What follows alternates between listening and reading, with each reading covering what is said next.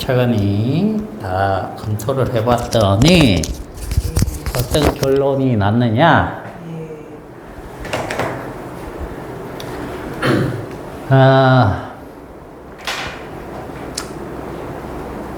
그 1번 문제는 이런 의미인 것 같아요. 그 문제를 낸 의도는, V로 갔잖아. 그러면 딱 튕겨 나왔을 때, 그지? V-로 딱 튕겨 나왔을 때, 이게 안 움직인다고 생각을 하고 얘기를 한 것 같아요. 1번은.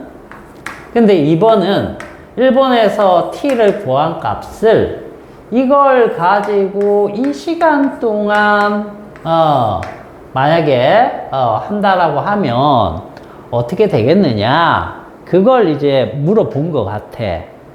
그래야지만 식이 좀 그나마 깔끔하게 정리돼서 나오는데, 근데 그거는 이 사람이 문제 출제한 사람이 그런 의미로 냈지만 명확하게 안 해놨단 말이야, 문제.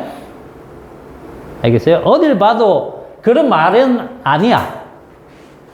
정렬이 얘기한 것처럼 1번하고 2번이 연관되는 문제라고 보면은 이게 움직이게 되면 이 시간이 1번에서 얘기하는 그 시간 값이 안 나오고 복잡하게 나와요. 지저분하게.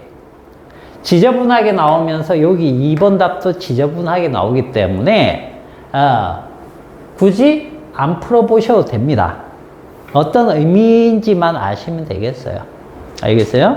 그래서 만약에 요 시간 구할 때는 이게 안 움직인다라고 보고 구한다라고 하면 그 다음에 그 시간만큼에 대해서 이게 어떻게 되냐 물어본다라고 하면 좀 말이 되겠지만 그런 의미는 없다. 문제 아무리 찾아봐도 문제 출제지 않는 그런 의미로 냈겠지만 아무리 찾아봐도 그런 의미는 없어요. 그래서 이게 변하기 때문에 지저분하게 나온다, 둘 다. 그렇게만 알아두시면 되겠습니다. 그리고 이렇게 연결된 문제로 본다라고 하면 이때도 변하게 되면은 그 문제 풀이집에 나와 있는 그 답 아닙니다. 엉망진창으로 나와요. 그래서 안 풀어보셔도 되겠습니다, 이거는.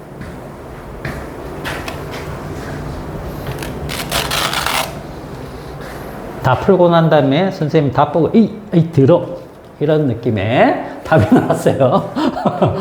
물리는 그런 지저분한 답을 요구를 안 해요. 항상 대칭적이거나 좀 깔끔하게 떨어지는 걸 선호합니다. 물리학자들이 제일 좋아하는 말이 뭐냐면 시메트리라고 하는 용어가 있거든요. 그게 뭐냐면 대칭성입니다. 대칭성.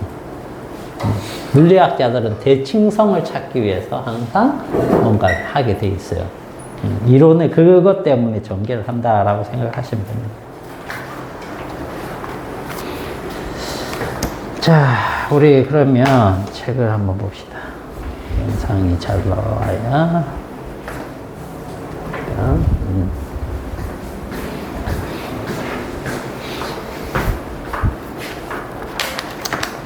자, 여기 전기 부분은 쉽지 않습니다. 얼마나 더 어려울 수 있어요? 얼마나 더 어려울 수 있어요? 역학이 좀 쉬웠네 라는 느낌이 들 수도 있어요. 그런데 전기 쪽은, 전기와 자기 쪽은 여러분들이 중학교 때 배운 개념이 기본적으로 깔려 있어요. 그래서 이거 아는 건데 모르겠네? 이런 느낌이 들어요. 아는 건데 몰라. 많이 보냈는데 누구더라? 이렇게 되는 거예요. 전혀 모르는 거예요. 자, 그렇게 보시고 여기 쪽에서는 자, 4페이지 한번 가봅시다. 4페이지. 그 앞쪽은 여러분들이 잘 좀 아는 내용들이 같이 있어서 중요한 거 위주로만 한번 해볼게요. 자, 4페이지 보시면 거기 전화량 보존 법칙 찾았습니까? 예. 전화량 보존 법칙이 뭐예요? 전화량이 보존된다. 전화량이 보존된다라는 건데, 예를 들어서 봐봐. 자, 이렇게 돼 있어요. 자, 여기 플러스 극이죠? 여기 마이너스 극이죠? 그죠? 어디에서 뭐가 나옵니까?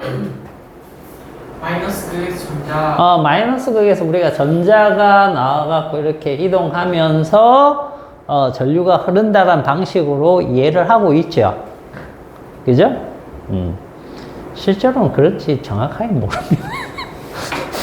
그렇다라고 우리가 생각을 하는 거야. 알겠지? 자, 어쨌든, 여기 이렇게 말이 많아요, 그냥. 전류가 왜 이렇게 되는지에 대한 뭐 얘기들이 좀 많습니다. 그러나 우리가 항상 정확한 걸로만 이해를 하는 건 아니죠. 비유라든지, 그죠? 또는 아니면 조금 엉터리지만 이게 우리가 이해하기 쉬운 형태이기 때문에 그걸 갖고 이해한다든지 그런 것들이 있습니다. 자, 그래서 전자가 이렇게 휙 나와서 이렇게 들어가는 거예요. 그러면 전자가 이렇게 나가는데 이게 만약에 전구라고 하면 빛이 이렇게 나죠? 그죠? 자, 여기에서 전자가 100개가 나왔다고 쳐봅시다. 100개가 나와서 이렇게 지나가서 일로 들어갑니다. 여기 이렇게 불이 났어요. 이쪽으로 몇 개 들어가야 돼요? 100개. 100개 들어가는 거 맞나요? 예. 그럼 여기 빛은 왜 나는 겁니까? 전자의 에너지. 전자의 에너지가? 줄었나? 줄어서. 그렇죠. 그러면 결국 전하라는 것은 요 녀석들인데 얘네들의 입자의 개수는 변하지 않겠죠. 중간에 새로 생기는 것도 없고 중간에 소멸되는 것도 없습니다.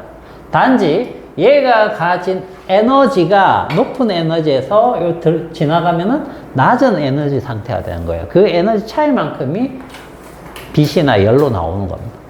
그래서 얘가 회로에서 등장했다. 그러면 그 등장한 만큼이 어디론가 지나가야 돼. 길이 나뉘어져 있어도 마찬가지입니다. 길이 나뉘어져 있어도 마찬가지예요. 이렇게. 이쪽에서 100개가 나왔다. 그럼 이쪽으로 30개 갔으면 이쪽으로 70개 가고 여기서 다시 100개 만나서 이쪽으로 100개 들어간다는 뜻이에요. 이게 바로 전하량 보존 법칙입니다. 알겠죠? 전하량 보존 법칙 별거 아니잖아. 근데 나중에 뒤에 뭐 키르호프의 법칙 들어봤습니까 혹시? 아닙니다. 그런 것들 따질 때 이거 갖고요.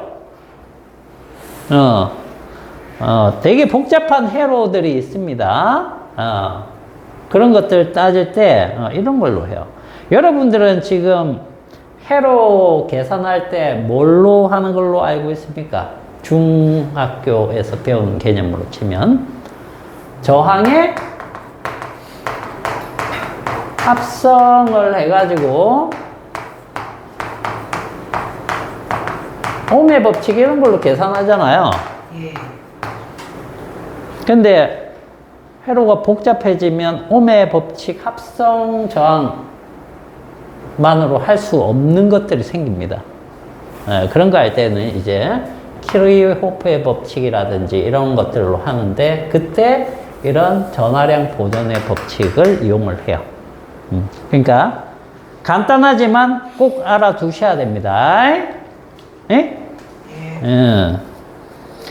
자, 그 다음에 도체와 부도체 이렇게 있습니다. 그런데 부도체를 다른 말로 뭐라고 합니까?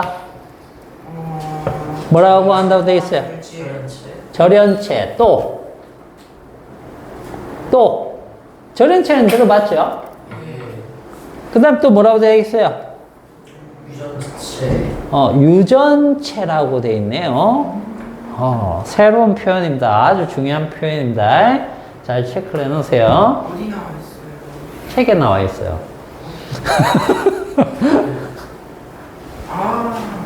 아, 예. 찾았어요?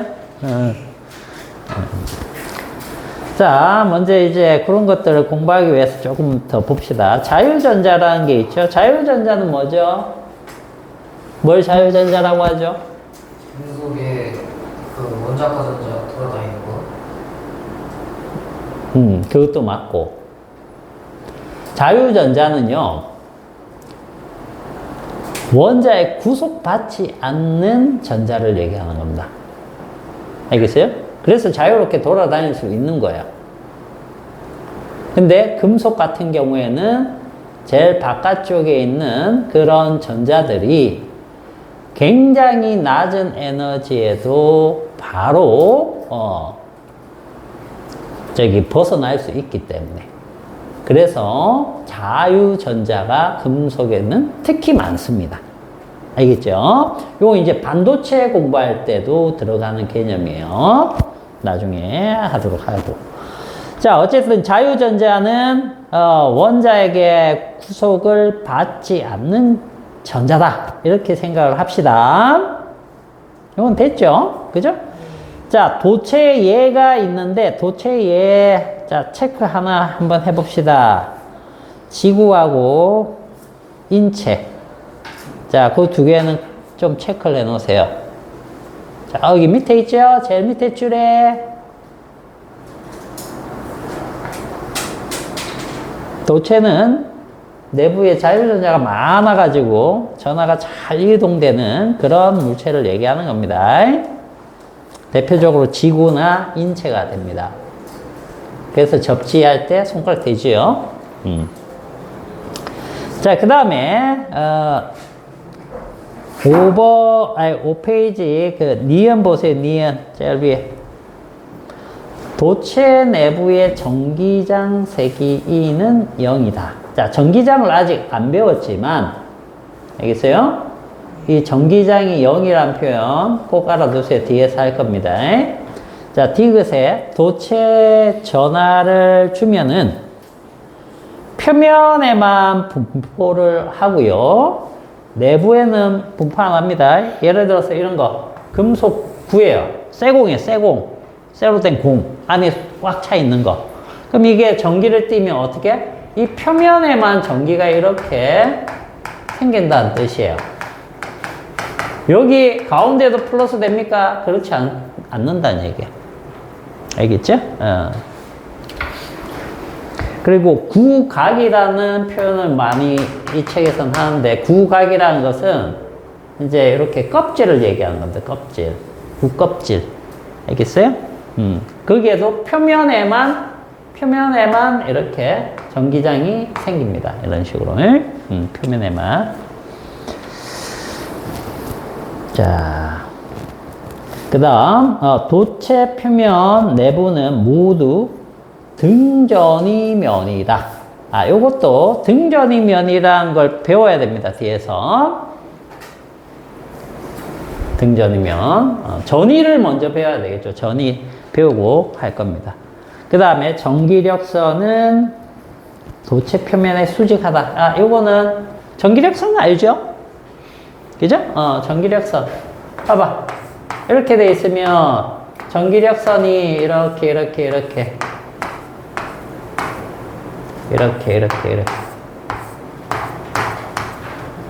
여기 직각으로 그려주면 돼요. 자, 이 동그랗다. 그럼 어떻게 그릴까? 전기력선이 뭐예요? 전기력선 몰라? 자기력선은 뭔지 알아? 예. 자기력선 뭔지 알아요? 예. 자기장을 시각화해 주는 게 자기력선이죠? 맞아요? 예. 왜 우리 좌석 주변에 철가루 확 뿌리면 확 퍼져 나오잖아. 그걸 선으로 해서 딱 끼워버리면 그게 자기력선이에요. 알겠어요? 예. 전기력이라는 게 미치는 공간도 있어. 전기력이 있는 건 알죠? 예. 그죠? 전기력이 미치는 공간을 전기장이라고 해요. 그것도 모양이 있겠죠? 그걸 선으로 시각화해주면은 전기력선이 돼요. 전기력선. 그 조금 이따 해야 되겠네. 예. 자, 이렇게 된다는 얘기예요. 직각. 어떤 선을 그릴 때는. 알겠지? 예. 자, 그래서 그 도체 기역, 니은, 디귿, 리을, 미음은 되게 중요하기 때문에 일단 체크만 해두세요. 뒤에서 다 배우고 나면 이게, 다 중요하다는 걸 알 겁니다. 지금 요거 보니까 여기에 사용된 용어 자체가 안 배운 게 많아서, 그죠? 체크만 하고 갑니다. 자, 그 다음에 이제 부도체. 부도체는 자유전자가 없어가지고요. 이게 전기가 잘 통하지 않습니다. 그 다음 반도체가 있는데, 도체와 부도체 중간 정도의 성질을 띠는 게 있는데, 이게 14족 원소예요. 14족 원소. 알겠죠? 그래서 실리콘, 규소죠. 그 다음에 게르마늄. 얼마나 오래된 책인지 알겠죠? 요즘 뭐라고 합니까? 게르마늄이라고 안 하고. 저마늄. 저마늄이라고 하죠. 나이 드신 분들은 아직도 게르마늄이라고 하죠. 저 게르마늄으로 알고 있어요. 나이가 됐네. 나이가 좀 있죠.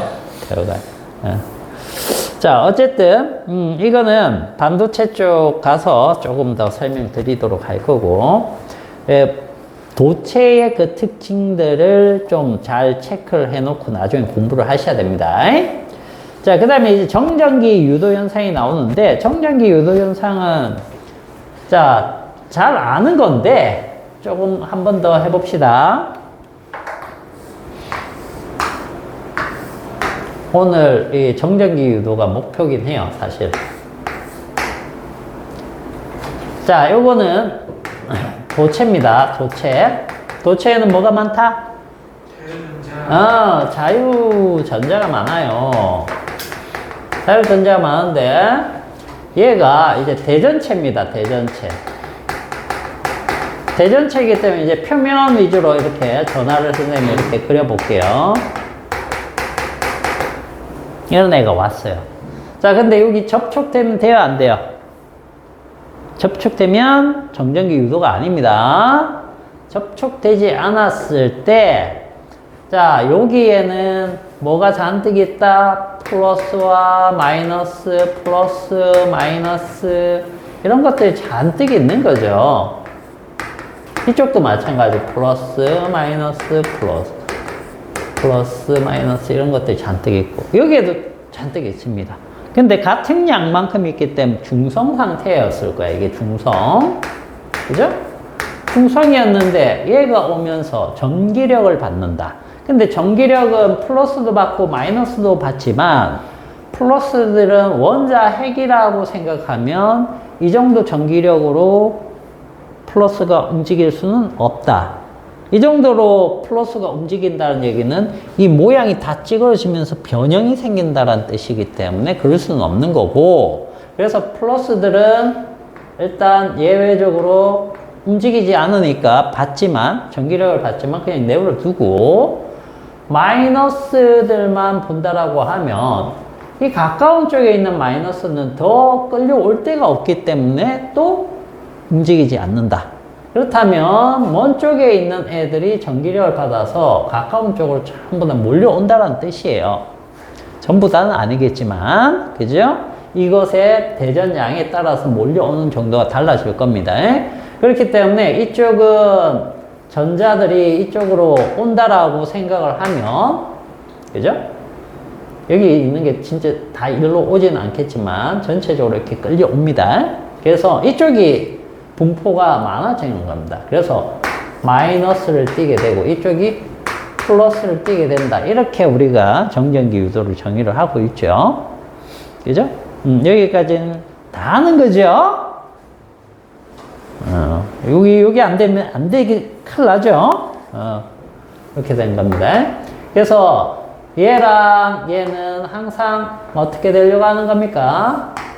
끌리려고 하겠죠. 인력이 작용하니까. 그치? 먼 쪽이 같은 종류의 전기가 뛴다. 자, 여기까지는 우리가 다 아는 거고요.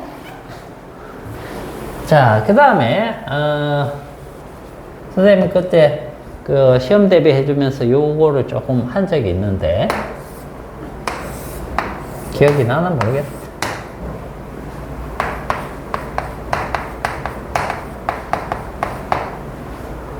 부도체는 못 없죠?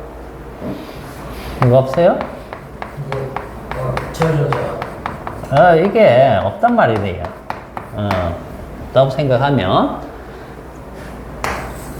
자, 이 분자 구조가 이렇게 있다고 가정해 볼게요. 분자 구조.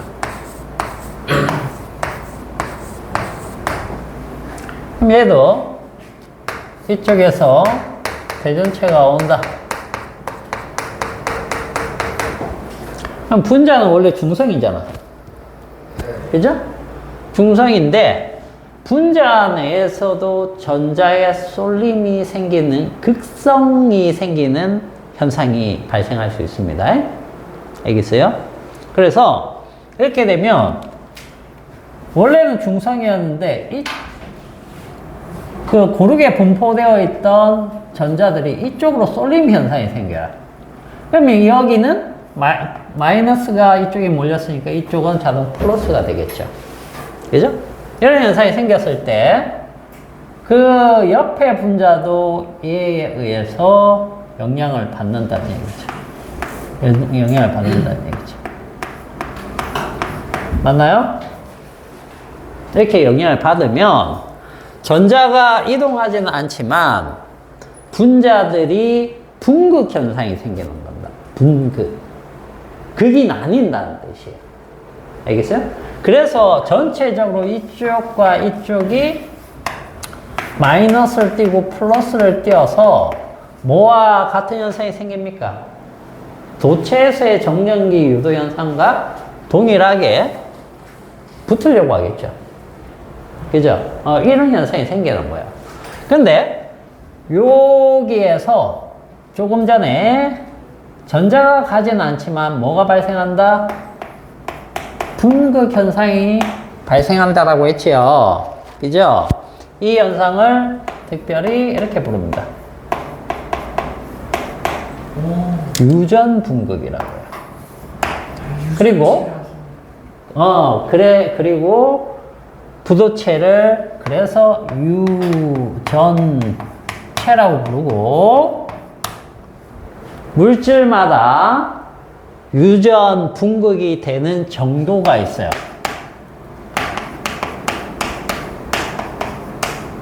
일어나는 정도. 이걸 뭐라고 하느냐?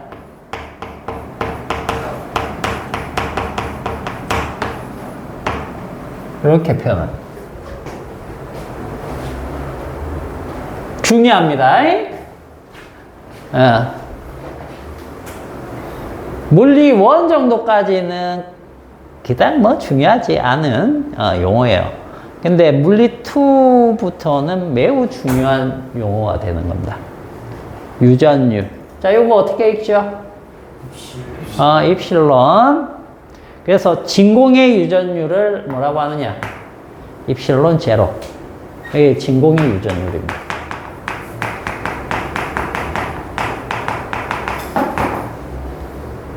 영이에요? 아니요. 0은 아닌데. 알겠어요? 진공은 애초에 물체가 없는데 유전이. 내가 언제 진공이 아무것도 없다고 그랬니? 그건 절대 진공이라고 했고, 입자가 얼마 이상으로 줄어들면 그때부터 진공이라고 한다고 그랬잖아.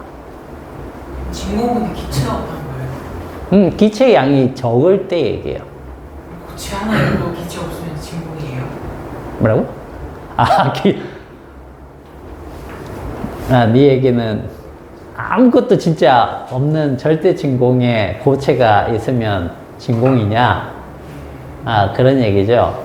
근데 그 고체가 그 진공에서 만약에 기체화하지 않고 고체로 그대로 남아있으면 거기는 진공입니다.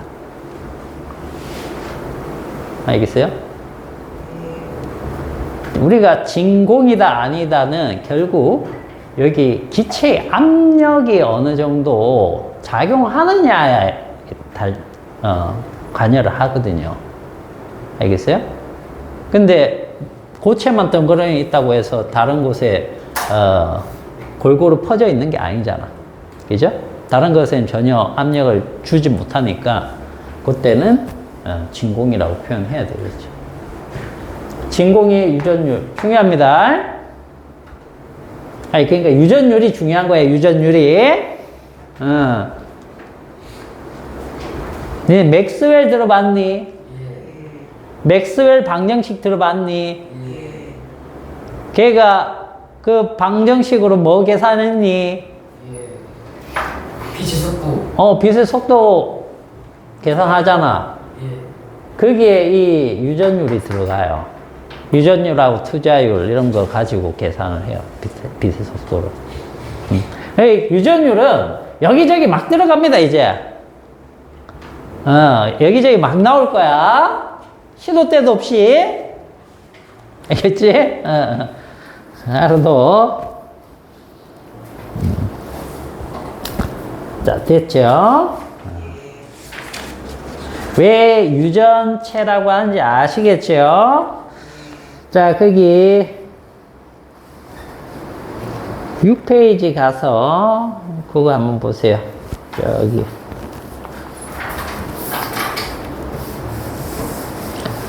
유전체와 유전율 돼 있죠? 한번 봅시다. 부수체는 유전 분극을 나타내는 물질이라는 뜻으로 유전체라고 합니다.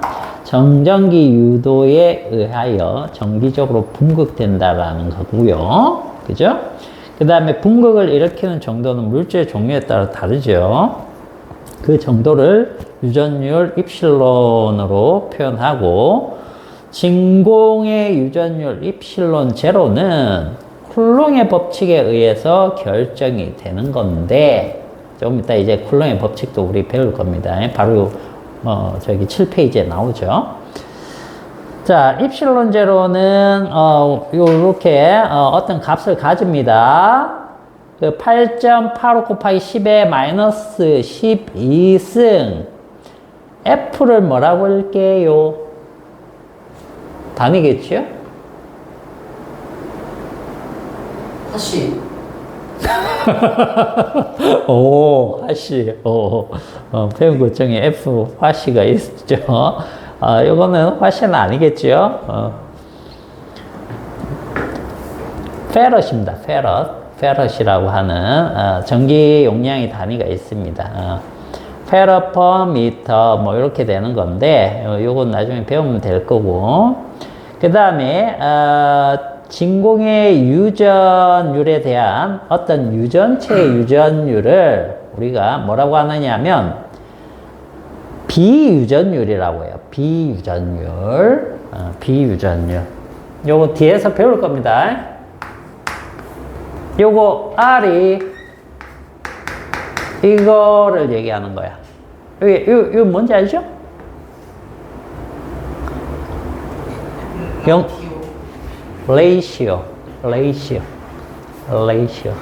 레이시오 무슨 뜻인지 모르나? 예. 들어보긴 한 것 같아요. 비율 얘기하는 겁니다. 비율. 그래서 이렇게 R을 많이 씁니다. 난 다 잘하는 줄 알았지만 아니구나. 그래서 요렇게 정의를 한다는 비율이에요. 비율. 진공에 대한 어떤 유전체의 비율. 이렇게 생각하시면 돼요. 됐죠?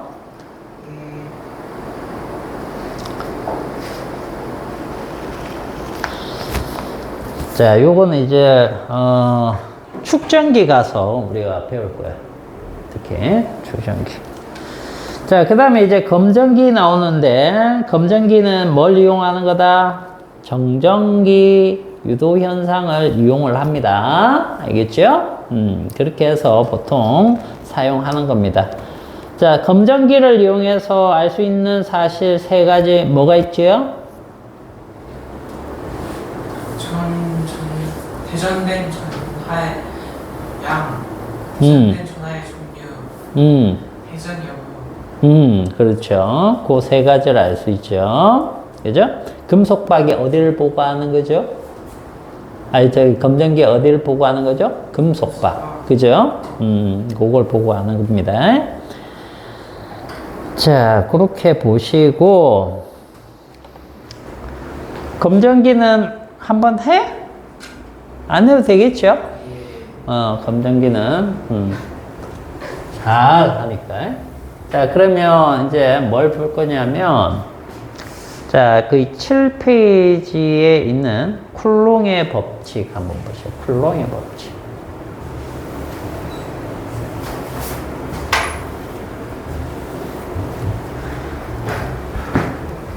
자, 사람 이름은 쿨롱입니다.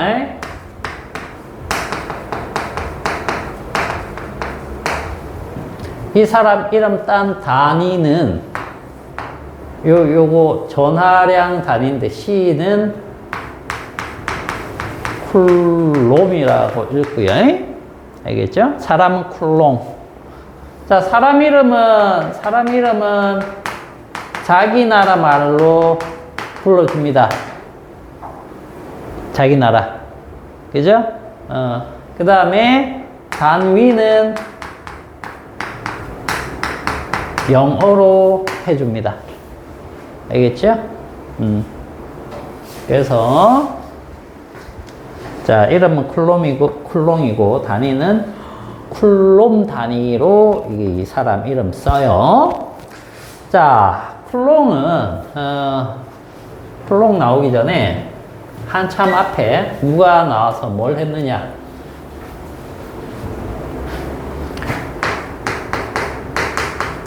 뉴턴이 나와가지고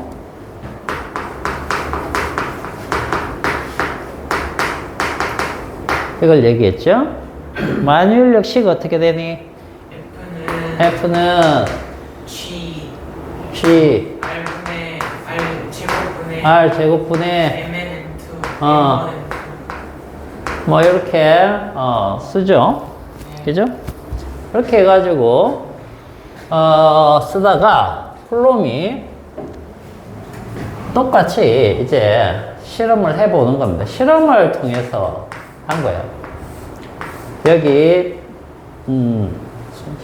실을 일반 실이 아니고 수정으로 되어 있는 실을 가지고 이렇게 해가지고 여기 불을 만들어 놓고 이쪽에도 구가 이렇게 있을 때 대전을 시킵니다. 대전을 시켜갖고 전기를 띠게 하겠죠. 전기를 띠게 하면 이게 이렇게 끌릴 겁니다. 그죠? 끌리면 이게 돌아가니까 여기가 비틀어집니다.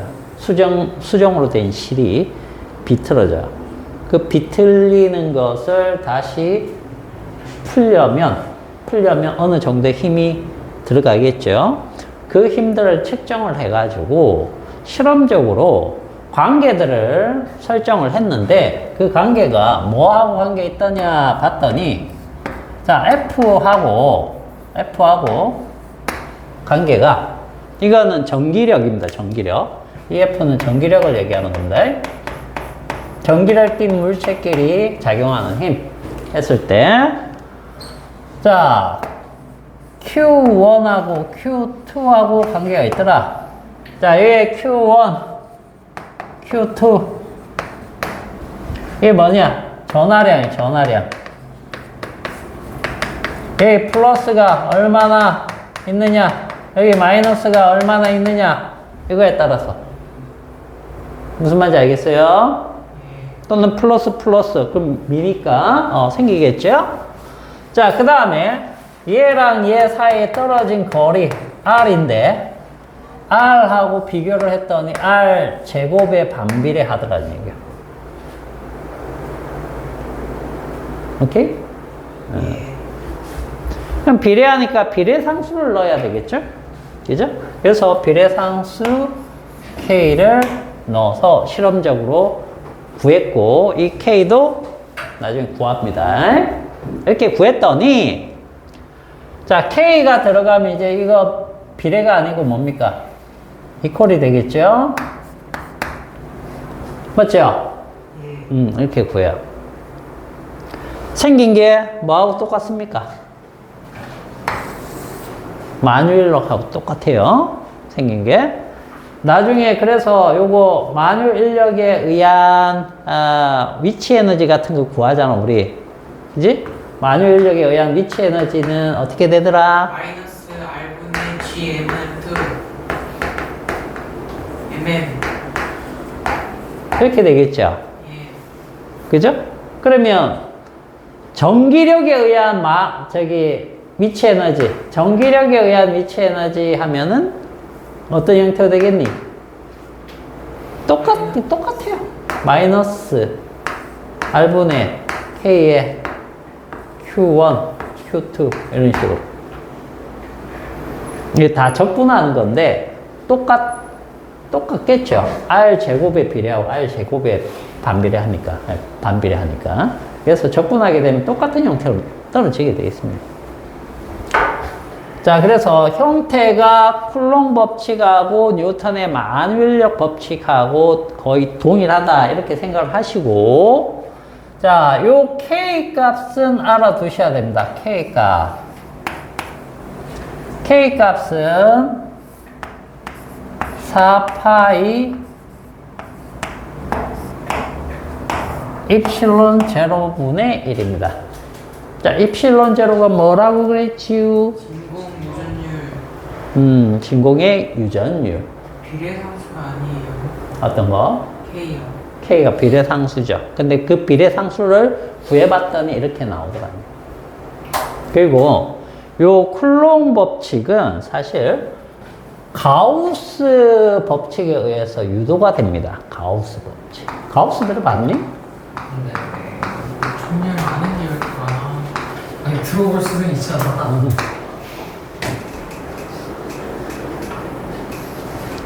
가우스가 초딩 때 유명한 일화가 있죠? 예.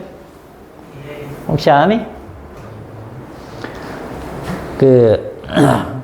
그때 당시에는 이렇게 우리 학년별로 수업하는 게 아니고 저학년하고 고학년하고 같이 묶여서 수학을 같이 배우고 뭐 그럴 때였어요. 1부터 100까지 더하는 거야. 1 더하기 2 더하기 3 더하기 해서 100까지 더하는 거야. 이거 얼마게 이렇게 했는데 가우스가 듣자마자 바로 답을 얘기하죠. 이거 어떻게 구하면 됩니까? 빠르게. 5,500, 5,050. 5,050, 5,050. 그렇게 하면 되죠. 그죠? 이 방법은 알죠? 역으로 계산해가지고, 이게 가우스가 아기 때 한 거예요, 아기 때. 아기 때. 그 가우스 법칙을 가지고 요걸 다 증명을 할 수 있는데, 우리는 가우스 법칙을 내가 할까 말까 지금 고민 중인데, 근데 가우스 법칙은 하려면 또 적분으로 이루어져 있기 때문에, 그래도 합시다. 그런데 선생님이 그것만 알려드릴게요. 나중에 지금 할 건 아니고 가우스 법칙이 여기 뒤쪽에 있을 텐데, 저쪽에 있을 텐데, 가우스 법칙을 기본적으로 조금 알고 있으면 좋긴 하니까 나중에 뒤쪽에서 알려드리고, 뭐 적분이야 뭐 이렇게 하는 거야 라는 것만 알면 되기 때문에 적분을 실제로 뭐 계산하라는 것까지는 필요 없습니다.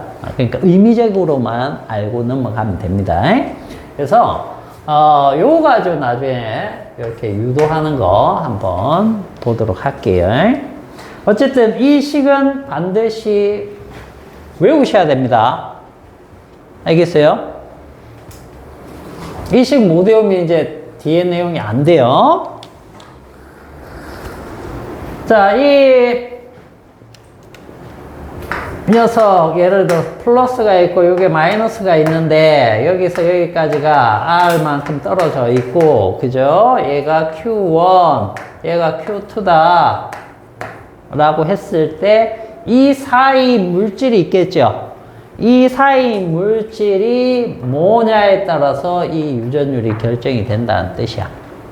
알겠어? 원래는. 그래서 진공이라고 치고 하는 얘기예요. 진공이 아니면 요 유전율 값이 달라지니까 이 K 값이 달라져요. 알겠죠? 그렇게 해서 봐주시면 되겠어요. 같은 종류면 밀어내고 다른 종류면 끌어당기는 힘이 작용한다. 이 중에 하나가 F 요겁니다. 알겠죠? 작용 반작용이 되겠죠? 예. 둘 똑같아요. 어떤 거? 아, 그렇죠. 크기가 같죠. 하나가 플러스면 하나는 마이너스 F가 되겠죠? 그죠? 자, 그 다음에 요 값의 크기는, K 값의 크기는 얼마로 나와 있습니까? 8페이지 가보세요. 4파이 입실론 제곱분의 1. 자, 요거는 9.0 곱하기 10의 9승, 뉴턴 미터 제곱의 쿨롱 제곱입니다. 요 단위 알 수 있겠죠? 예. 단위 어떻게 하면 됩니까? 요거 다 넘겨주면 되겠죠? 그래서 이 뉴턴이고 미터 제곱이 곱해질 것이고 쿨롱 제곱으로 나누어질 겁니다. 그죠? 쿨롱은 전하량 단위입니다.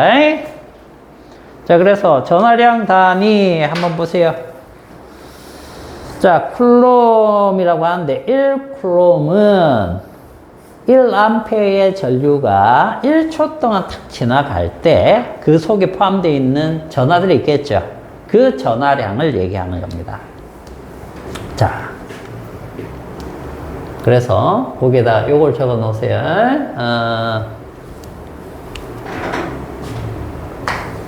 Q는 IT입니다. Q는 IT. 자, 그러면 I는 뭐죠? I는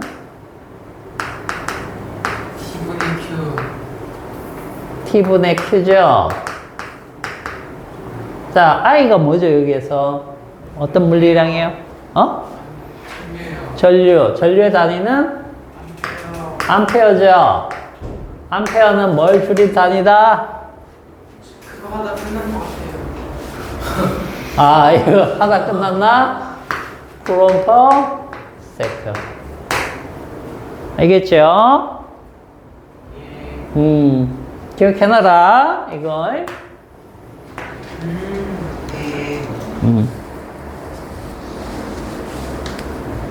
CGS 단위계는 몰라도 되겠습니다. 우리는 국제 단위계, SI 단위계로 해가지고 보면 되겠습니다. 자, 됐죠? 여기 나오는 그러면 SI 단위계가 뭐 사용하는 겁니까? 7개. 7개 단위가 있죠. 뭐 있어요? 길이, 질량, 시간, 전류, 그 다음에 빛의 강도, 그 다음 물질의 양,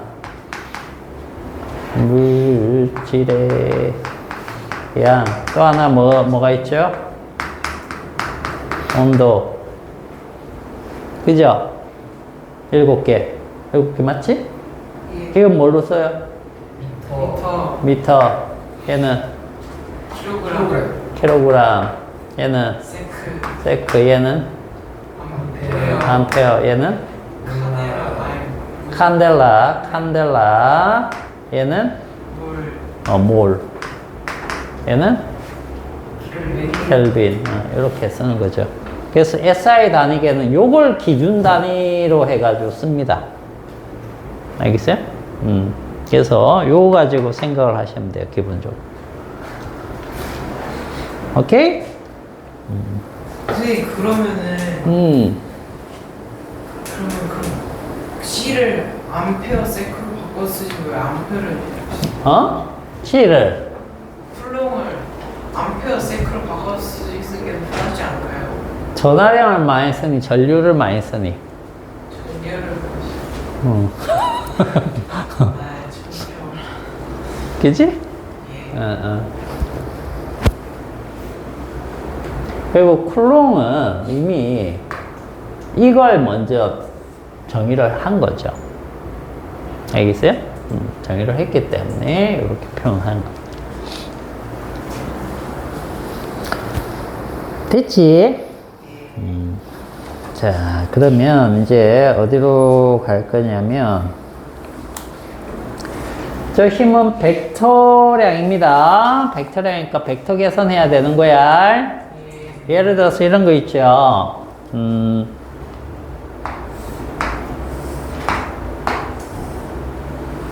자, 이렇게 돼 있는데, 이게 정삼각형이야. 각각 길이가 1이라고 해봅시다.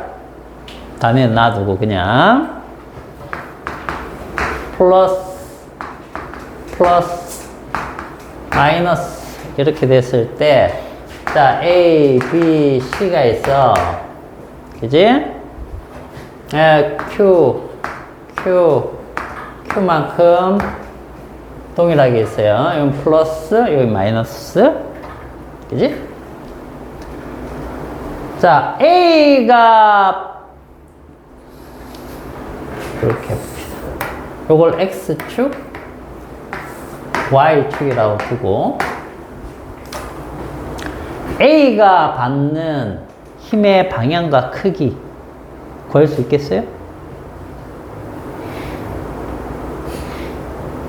A가 받는 힘의 방향과 크기. 잠깐만요.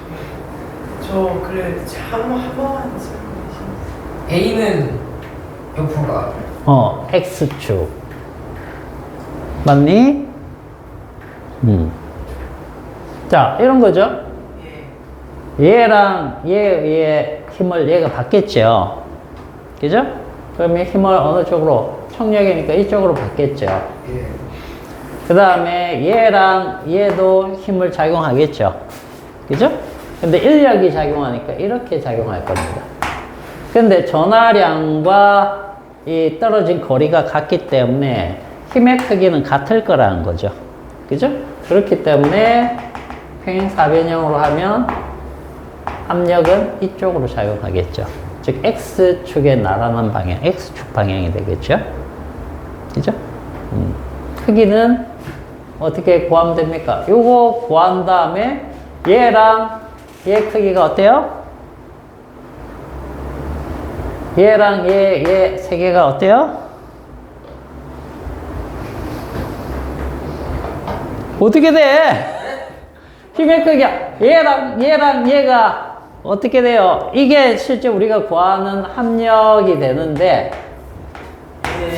이거랑 이걸 우리가 구할 수 있잖아. 저 식에다 넣어서 계산하면 되잖아. 그게 예를 들어서 F라고 해볼게. 그러면 요 값은 크기가 얼마니? F여야 되겠죠? 왜? 이게 정삼각형 나올 거 아니야. 이게 120도인데. 우와. 응? 이런 형태 문제 하나 낼까? 계산한 거? 뭐, 어쨌든. 무슨 말인지 알겠죠?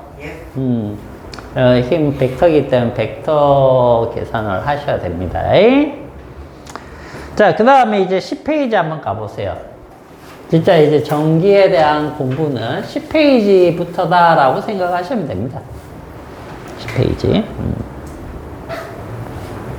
이제 전기장이라는 게 있으면 전기장.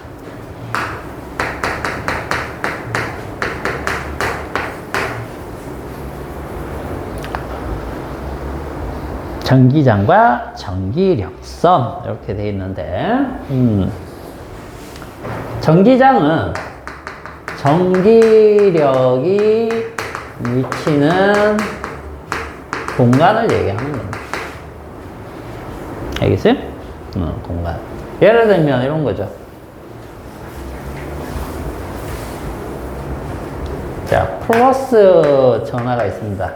이렇게 플러스만 딱 있으면 우리가 보통 점전화 이렇게 얘기합니다. 점전화 이렇게. 얘들아, 이거부터 물어보자. 자기는 홀극이 있을까 없을까? 전기는 홀극이란 게 있을까 없을까? 홀극이 뭐겠어요? 홀극. 하나의 건너뛰기. 자기는 없고요. 전기는 있어요. 그렇죠. 자기는 없는데 전기는 있어요. 자, 홀극이라는 건 이런 겁니다. N극, S극. 자기는 N극과 S극이란 극으로 표현하죠. 그러면 홀극이라는 건 이걸 쪼개면 이렇게 있을 수 있느냐는 거야. 이렇게 못 있는다는 거죠. 반드시 여기 S극이 생기죠. 오케이? 근데 전기는 플러스와 마이너스가 있을 텐데 따로따로 존재할 수 있느냐는 거야. 그냥 플러스만 이렇게 있을 수 있느냐는 거야. 있다는 거야. 오케이? 자, 그래서 여기에다가 뭘 해보느냐 하면 전기장이라는 거는 이런 거예요. 전기장은 대략적인 뜻은 이건데 우리가 정의를 어떻게 하냐면 전기장 공부 잘 하셔야 됩니다. 여기 주변에 전기장의 방향과 세기를 알고 싶으면 이 주변에다가 뭘 갖다 놓느냐 하면 시험 전화를 갖다 놓는데 그 시험 전화를 우리가 플러스 1쿨럼이라고 생각을 하면 됩니다. 알겠어요? 자, 플러스 1쿨럼을 갖다 놓으면 자, 이건 전하가 Q만큼 있다라고 해볼게요. 얘는 어느 쪽으로 가려고 할까요? 반대쪽이요. 얘의 반대쪽 이 방향으로 가려고 하겠죠? 맞나요? 예. 힘은 얼마나 받겠어요? 힘은 이렇게 받겠죠? 얘가 받는 힘은 여기가 R이라고 하면 R 제곱분의 Q만큼 받겠죠? 예. 맞아요? 얘가 1이기 때문에. 그지? 자, 그러면 여기쯤에서는 어디로? 이쪽으로. 여기쯤에서는 이쪽으로 이렇게 나타날 거야. 그러면 결국 전기장의 방향은 이 플러스 1쿨롱이 받는 방향이거든. 플러스 1쿨롱이 받는 방향. 플러스 1쿨롱이 받는. 뭔 말인지 알겠어요? 예. 자, 전기장의 방향. 그 지점에서, 알고자 하는 그 지점에서 플러스 1쿨럼이 닿는 힘의 방향이에요. 오케이? 예. 그 지점에서, 알고자 하는 그 지점이 되겠습니다. 그럼 세기는 어떻게 표현하면 될까? K R 제곱분의 Q. 이게 되겠죠? 예. 그러면 자, 세기는 기호를 전기장은 이렇게 표현합니다. E로 표현하고, 자, E는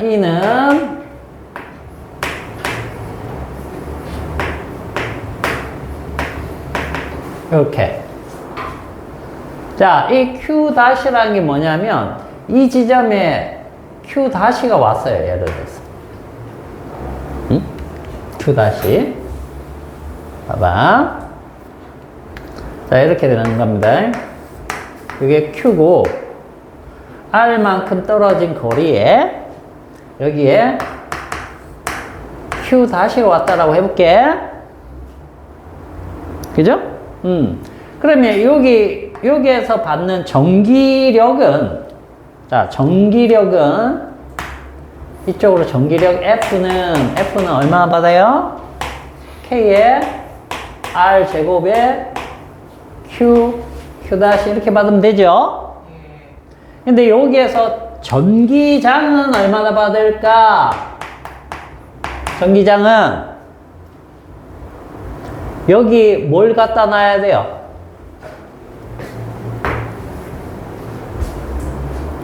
플러스 1을 놔둬야 되는 거죠.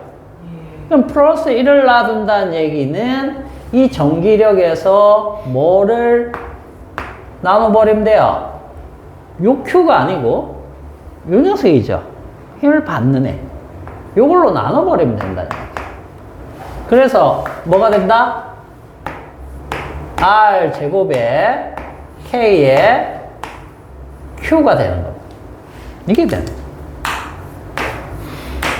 그래서 자, 여기 표현해주면 K에 R 제곱에 Q. 이거 외우셔야 돼요. 에? 아주 중요한 겁니다. 전기 단원에서 이거 모르면 때려쳐야 돼. 그냥 때려쳐야 돼.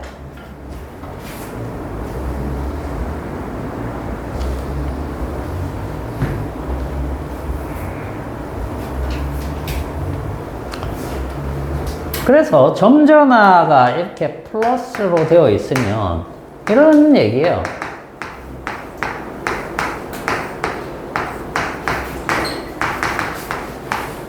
이런 식으로 나가겠죠? 전기장 방향이? 이런 식으로 나갈 거란 말이에요. 그래서 전기장을 시각화해주면 이런 선을 뭐라고 부른다? 전기력선이라고 하면 되는 거야. 알겠지? 전기력선이 촘촘한 곳은 어떻다? 전기장이 세다. 여기는 여기보다 간격이 넓잖아. 전기력선이 듬성듬성한 곳이죠. 전기장이 약하네. 뭔 말인지 알겠어요?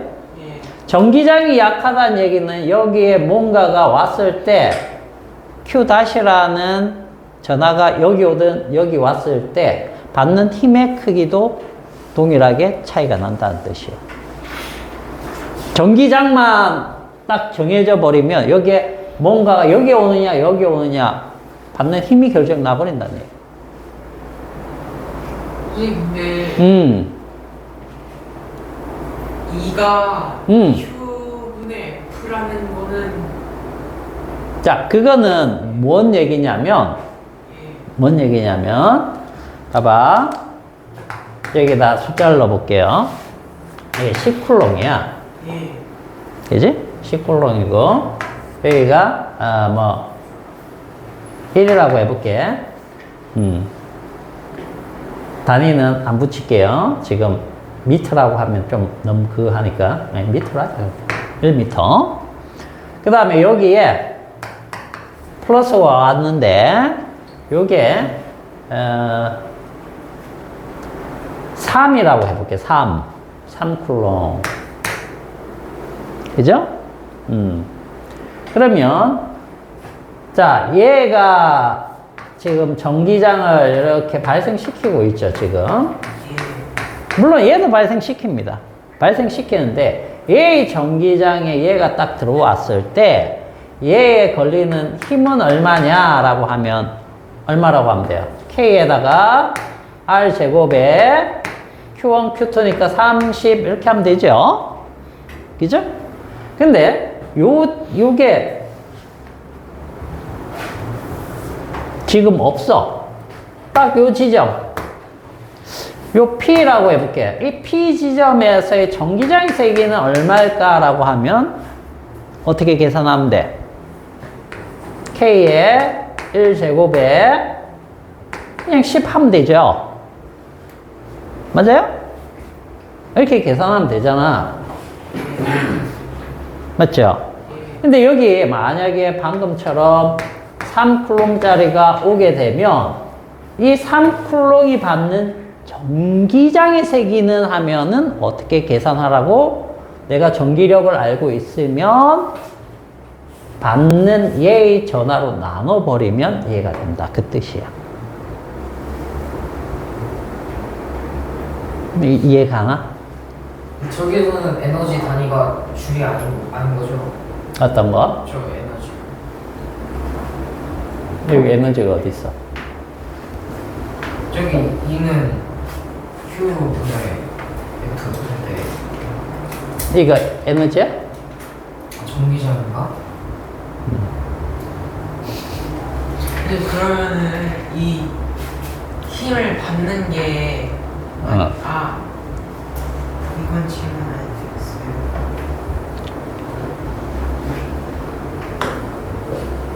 자, 일단 머릿속에서 정리를 한번 해보세요. 잘 생각하셔야 됩니다. 여기는 정리가 잘 돼야 되는 거예요. 즉, 나 혼자만 있어도 내가 전화야.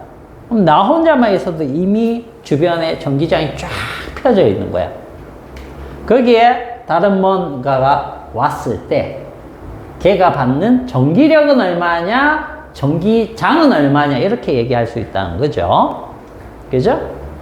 그랬을 때 그 전화를 값을 줬다라고 하면 전기력을 알고 있다라고 하면 그 전기력을 받는 전하로 나눠버리면 전기력을 그럼 바로 전기장이 돼버린다. 그런 뜻이 되는 거죠. 알겠어요? 그런 관계에 있다는 거예요. 그런 관계.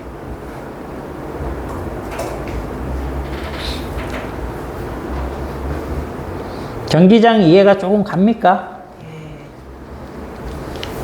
진짜? 예. 나중에 균일한 전기장으로 가면 선생님이 이 E가 역학 중력장이 있죠. 중력장. 중력장에서 중력 가속도랑 같다라는 걸 보여드릴게요. 그럼 나중에 중력 가속도가 중력장이구나라는 것도 알게 됩니다.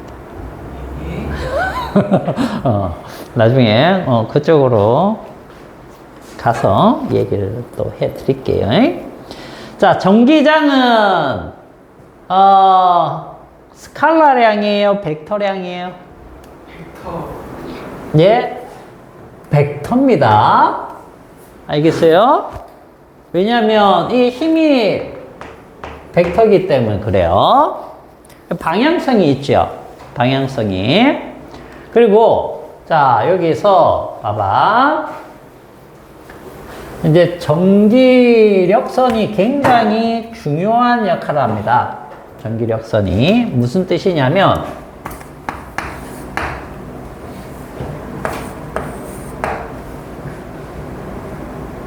자, 만약에 전기력선이 이렇게 뿅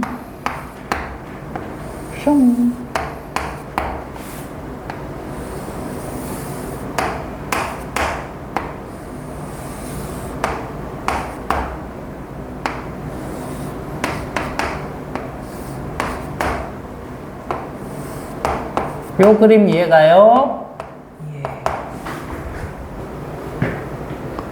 플러스에서는 전기장이 나오고 마이너스에서는 들어가겠죠? 그죠? 요 지점에서의 전기장의 방향은 접선 방향이 되는 겁니다. 오케이? 예. 여기 서면 이렇게 되겠죠? 그죠? 이쪽이 전기장이 센 곳입니다. 이쪽이 약한 곳이고요. 맞아요? 예. 자, 그러면 전화량이 여기가 Q라고 하면 이쪽은 얼마일까요?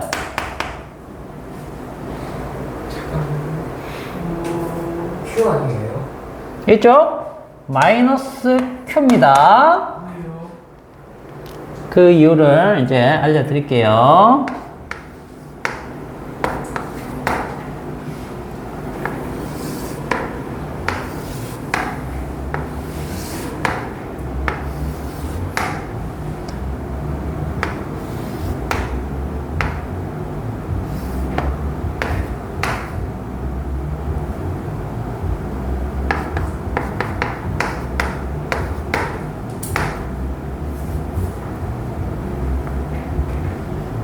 여기다가 이렇게 해야 되겠구나.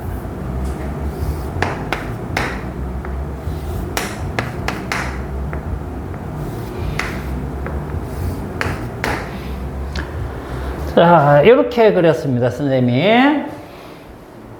이렇게 될 수 있나요?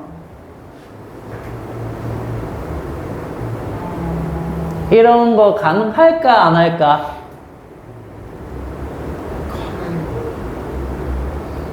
잠깐만요. 전기력선을 선생님이 이렇게 그렸어. 예. 이게 가능하냐, 안 하냐? 하겠죠.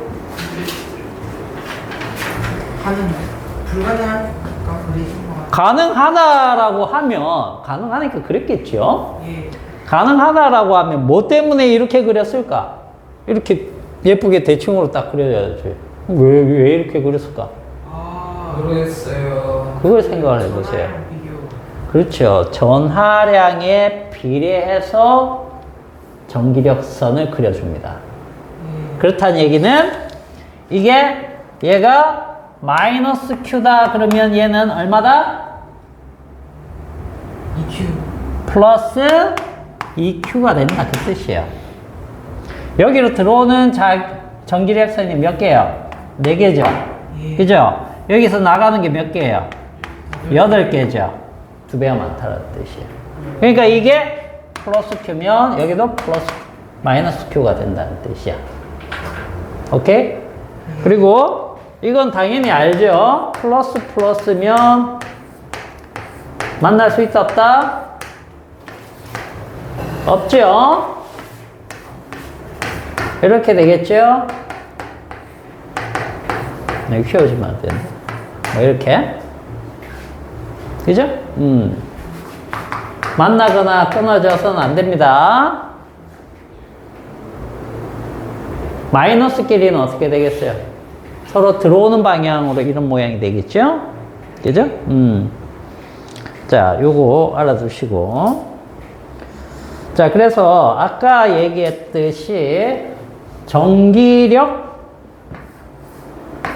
요거 아까 했었잖아. ABC 지점에서 전기장으로 바꿔도 되겠죠. 그죠? 전기장으로 바꿔도 형태는 똑같은 문제가 돼요. 그지? 그렇게 생각을 하시면 되겠습니다. 자, 그래서 F는 QE라고 기억하셔도 됩니다. F는 QE. 자, 그 다음에 이제 비유전율하고 관계해서 그 11페이지 쪽에 그 중간에 비유전율 요거는 나중에도 하겠지만 전기장하고 유전율은 어떤 관계예요? 아, 잠깐만요. 반비례. 반비례 맞나? 예. K 값하고는 비례지만 K 값이 유전율하고 반비례죠. 그래서 이렇게 되죠. 그럼 마지막에 전기장이 진공에서의 전기장하고 진공이 아닌 곳에서의 전기장이 있다라고 가정하면 이것은 어떻게 되겠다? 유전율 관계로 쓰면 진공이 위에 가고 물질이 이렇게 되겠죠. 유전체가. 그지? 예. 맞아요? 그래서 결국은 자, E는 이렇게 되겠지. 자, 그런데 이거는 비유전율의 역수죠. 그죠? 그래서 이렇게 생각해도 된다는 얘기야. 수식이 이런 식으로 바뀔 수 있다. 요 제로입니다. 알겠죠? 그래서 요것들은 나중에 축전기나 이런 데 가서 또 써먹을 겁니다. 이런 게 있다 정도 알아두시면 되겠네요. 그 다음에 전기장은 벡터 계산을 해야 된다. 되어 있고요. 점전화 주의의 전기장. E는 Q-분의 F, 이게 K의 R제곱분의 Q 되어 있죠. 그죠? 그 다음 전기력선. 11페이지에 그 나와 있는 전기력선 있죠? 그거는 꼭 공부를 하셔야 됩니다. 왜냐면, 이 전기력선 누가 개발했는 줄 알아요? 뉴턴, 아닌데. 아인슈타인, 아닌데. 맥스웰. 수학을 못하는 사람이 개발을 했어요. 즉, 미적분을 못하던 과학자 중에 한 명이 이걸 그린 거예요. 그게 그 있잖아요. 그 있는데 쌤이 말해주잖아요. 그 죽은 사람. 다 죽었어. 웬만하면 다 죽었어. 우리 아는 사람 다 죽었어. 원래 이 물리뿐만 아니라 과학들은 대부분 옛날에는 그 귀족들이 했어요. 귀족들이. 왜 귀족들이 했겠습니까? 돈이 많아서요. 먹고 사는 게 걱정이 안 되니까 이런 자유로운 생각들을 하고 이런 걸 연구하는 거야. 먹고 사는 게 걸림돌이 되면은 이게 쉽겠습니까? 아니요. 그 당시에? 쉽지 않겠죠. 지금은 뭡니까? 먹고 사는 걸 해결하기 위해서 공부를 한다 치면 옛날에는 그렇지 않았거든요. 그죠? 그런데도 불구하고 먹고 사는 게 엄청 걱정되는 사람 중에 한 명이, 즉, 어릴 때부터 교육을 제대로 못 받은 사람이에요. 패러데이라고. 패러데이 압니까? 패러데이가 그 전자기기 유도 발견해가지고 전기를 만드는 원리를 만든 사람이에요. 패러데이 때문에 우리가 이 전기를 사용하는 세상에 살고 있는 거야. 그 사람이 나중에 대학 교수가 됐는데 다른 대학 교수들이 되게 싫어했어요. 왜 싫어했겠니? 미적분도 못하는 사람이 교수라고. 그렇겠죠? 그럼 원래 이거를 다 하려면 이런 지점들에서 다 미적분 통해 가지고 그 계산을 해줘야 돼요. 알겠어요? 근데 패러데이는 그게 안 되니까 전기력선이란 걸 개발해 가지고 시각적으로 바로 보여주는 거예요. 알겠어요? 그러니까 우리는 요거 꼭 공부를 해 두셔야 됩니다. 자, 다음 시간에 그 뒤에 할게요. 자, 오늘 여기까지 합시다.